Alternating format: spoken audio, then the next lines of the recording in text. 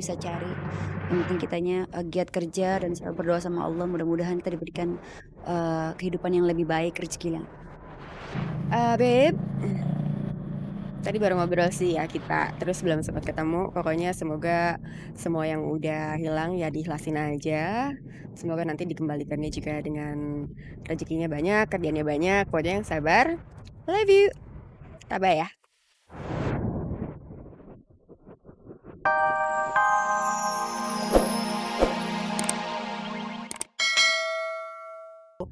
Ibu alhamdulillah ntar kami akan mengadakan acara haul uji pertama di Cikeas karena tidak tertampungnya jamaah yang akan hadir sampai ribuan gitu. Acaranya pun juga sangat banyak sekali ya, baik ada istilah sholawat, pakai organ tunggal, bukan kita masalah untuk hiburan ibu-ibu lah supaya jangan jenuh gitu kan, dan juga para habaib, para ulama, ustadzah gitu ketutup pengajian. Nah, terus saya bilang sama Pipik langsung, "Pik, lah Pipik haulnya kapan Ojek?" "Tanggal 26 Mi." "Di mana?" "Di rumah aja," kata. "Umi di Cikeas." "Udah nggak apa-apa, Umi Cikeas jadi Pipik di rumah." Di tengah persiapan menggelar peringatan 1 tahun meninggalnya Ustadz Jeffrey Al-Bukhari, benarkah masih ada persoalan makam yang diperdebatkan? Ataukah pihak Pipik dan juga Umi Tatu yang sempat berselisih paham kini telah merelakan apapun keputusan Pemda terkait makam UJ? Bagaimana hukum saja gitu kan, bagaimana peraturan saja gitu kan. Kalau peraturannya memang harus dibongkar ya mangga, kalaupun memang akhirnya ada apa namanya, ada kebijaksanaan, "Oh ya sudah nggak apa-apa ya, udah gimana baiknya aja lah, saya sudah nggak mau," maksudnya saya saat ini cuma ya udah fokus doa saja. Karena ya itu yang dibutuhin almarhum sekarang gitu kan, doa doa doa gitu kan. Kalau untuk makam ya mangga saya serahkan bagaimana baiknya saja. Mengenai makam, kami semua beserta orang yang membangunnya, yang memberikan sudah ikhlas apapun dan bagaimanapun keputusan dari pemerintah. Bukan hanya untuk keluarga UJ, ke seluruh warga DKI agar jangan membangun makam seperti lain daripada plaketisasi. Itu aja kami harapkan karena itu merugikan sendiri. Baik yang belum membangun, baik yang ingin membangun, karena itu akan diplaketisasi semuanya nantinya. Sehingga dia mubazir membangun makam itu karena itu akan dibongkar oleh Pemda juga nanti. Dan selfie pemilu yang dilakukan sejumlah selebriti juga menjadi berita yang ramai diperbincangkan. Berbagai macam gaya terabadikan dalam selfie pemilu lengkap dengan jari mereka yang telah diberi tinta sebagai tanda telah menggunakan hak suara dalam pemilihan umum Rabu lalu. Lalu, apa kata Jupe tentang selfie pemilu? Aku langsung tunjukin di Instagram juga, langsung live kan aku habis nyoblos langsung live di salah satu stasiun TV langsung nyoblos langsung selfiean langsung ya seru-seru langsung wawancara semuanya. Itu harus dilakukan terus supaya orang-orang nggak pada golput.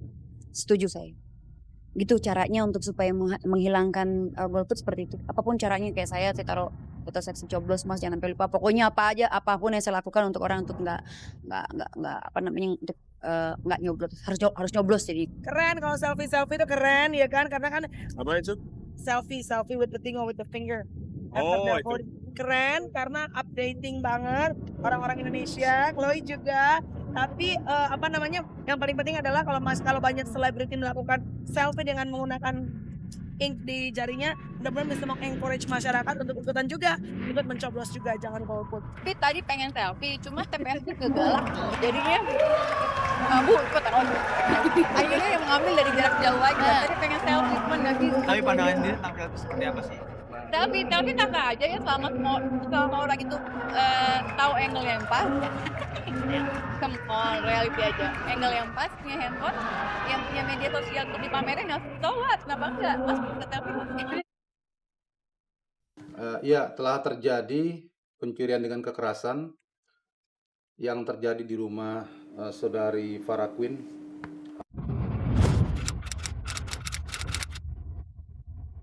Kemarin, rumah Farah Queen yang berada di daerah Mampang, Jakarta Selatan disatroni sekawanan perampok sekitar jam 3:30 pagi. Dan dari kejadian itu, perampok berhasil mengambil sejumlah barang berharga milik Farah Queen.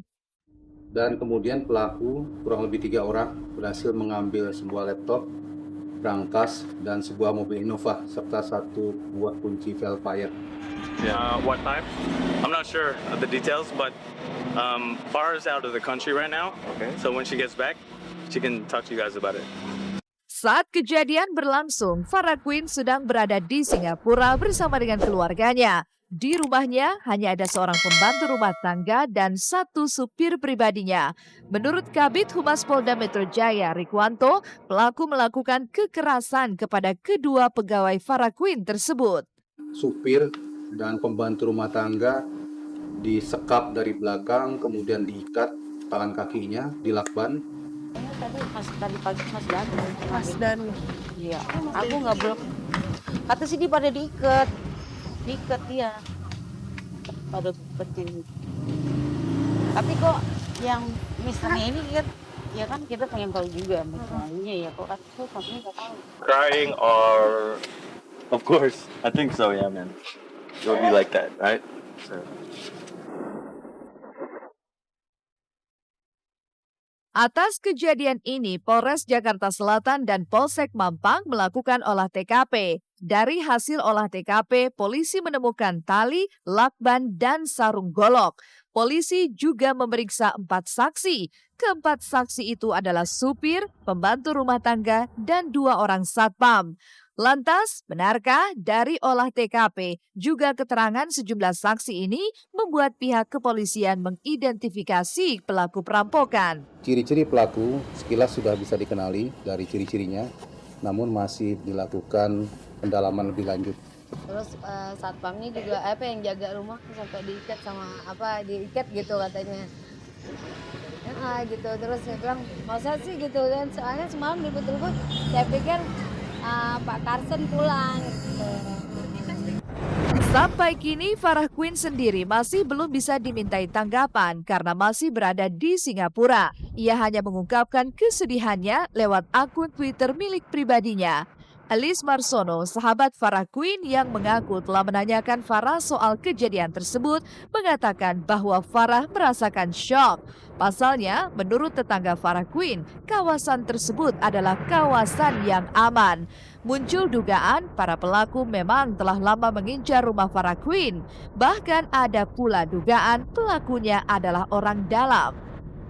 Ada beberapa dugaan lah, maksudnya Farah juga kayaknya ada maksudnya mungkin direncanain atau gimana, apa orang dalam, saya juga nggak tahu, belum lokasi. Saya cuma nanya sih apa aja beb yang hilang gitu. Jadi memang di sini nggak pernah ada kemalingan karena rondanya aktif terus. Kebetulan kan RT-nya dekat kan, di sini masih family juga, dekat masjid juga gitu. Jadi orang intens keluar masuk di sini tuh sering gitu, ronda juga sering gitu, nggak pernah ada sih yang kemalingan.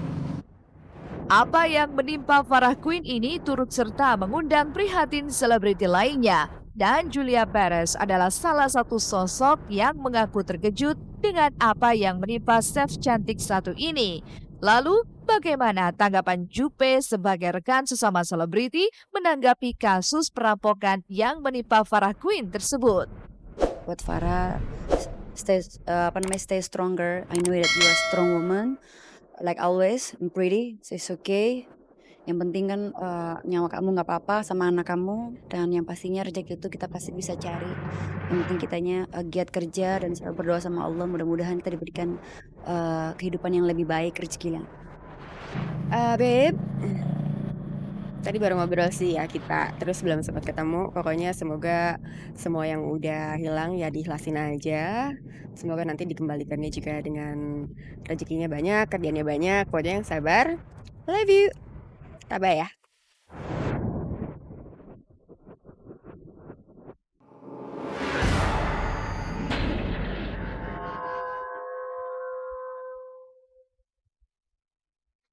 Kemelut yang terjadi antara Guntur Bumi dengan sejumlah mantan pasiennya kian berlarut-larut. R, salah satu mantan pasien yang mengaku menjadi korban pelecehan, mempolisikan Guntur Bumi dan kasusnya sedang diproses. Kamis kemarin, ia beserta tim kuasa hukumnya mendatangi Lembaga Perlindungan Saksi dan Korban. Lantas, benarkah kedatangan R ini lantaran ia kerap mendapat ancaman sejak membuat pengakuan tentang guntur bumi? Pada hari ini kami berada di LPSK, Lembaga Perlindungan Saksi dan Korban ya.